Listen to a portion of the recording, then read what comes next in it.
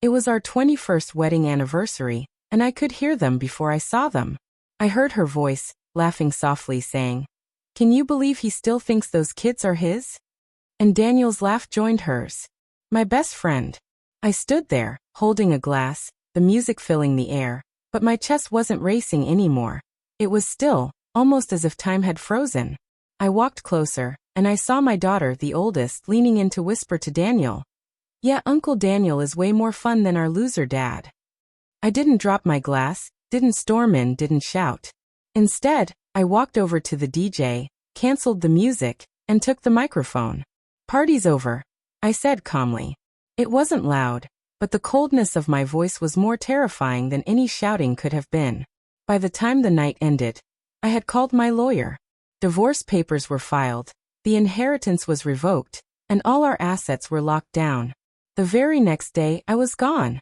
3 years have passed, and they still don't know how it happened. I met Daniel when I was 22. We were young and broke, chasing dreams, sharing cheap whiskey in small apartments. He was my brother, my best friend. A year later, I met her. She was everything I wanted. We became a trio, inseparable. When I got married, Daniel was my best man. He was there when our kids were born, always supporting me. When my business took off, he was the first one to be proud. But looking back, I see the cracks. They were subtle at first. Whispers that stopped when I entered a room. Her phone face down on the table. Daniel showing up when I wasn't home. The kids talking about weekends that I never approved. I once asked her why the girls were acting distant. She just smiled too quickly and said, "Teenagers, honey." I wanted to believe her.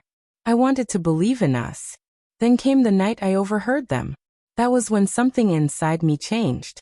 I wouldn't be the man who yelled or begged. I wasn't going to give them that satisfaction. They had taken enough from me. Now, I would take something they couldn't get back. While she slept that night, I quietly opened my safe and began working. Over the next months, while they thought I was busy with work, I was preparing for war. I moved accounts offshore, transferred properties into trusts under fake names, liquidated stocks, bought gold, and cash. I even changed the beneficiaries on my life insurance years before they could contest it. When the divorce came, it was swift. I had the evidence I needed. I walked away with nothing, no alimony, no child support. She left thinking she'd get the house, the cars, and my savings. Instead, she inherited debts in her name, debts she didn't know existed. The vacation home she thought we owned had already been sold months before. The investment account she planned to drain was closed. The funds were gone. The kids didn't understand. They hated me. They believed everything she fed them. It hurt, but I knew the truth. They weren't mine. Then I vanished. Not a trace. No forwarding address. I left the country, changed my name, and lived quietly. I watched from afar, not because I missed them, but because revenge is best served cold. 3 years later, they tracked me down, but I let them find me through a lawyer I let reach out. By this time, Daniel and my ex were married, and the kids were in college. They wanted to talk. We met in a hotel ballroom, the same one where my anniversary had ended that night. I sat there, watching them walk in. They looked older, worn down. The guilt had already taken its toll on them. Daniel didn't waste any time. "Where's the money?" he asked before even sitting down. I leaned back in my chair, smiled, and asked, "Which money?" My ex slammed her hand on the table. "You stole it." I shook my head. "Stole? I protected it from people who never deserved it." I slid 3 envelopes toward them. The first contained paternity tests, showing none of the children were mine. The second had the documents of my offshore accounts, untouchable to them.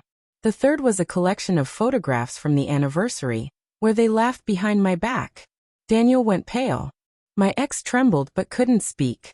The kids just stared, unsure of what to do. I leaned in. "You thought you could take my life. Instead, I took yours slowly, without you even knowing it." I stood up, no satisfaction in my heart, just a sense of freedom. I walked out, and as I did, I realized they were the ones who had been destroyed, financially, emotionally, and socially. They thought I was the one who had lost everything, but in truth, I had been living well, far away from their mess. Every door they thought I would open stayed shut. Some people believe revenge is driven by anger. It's not.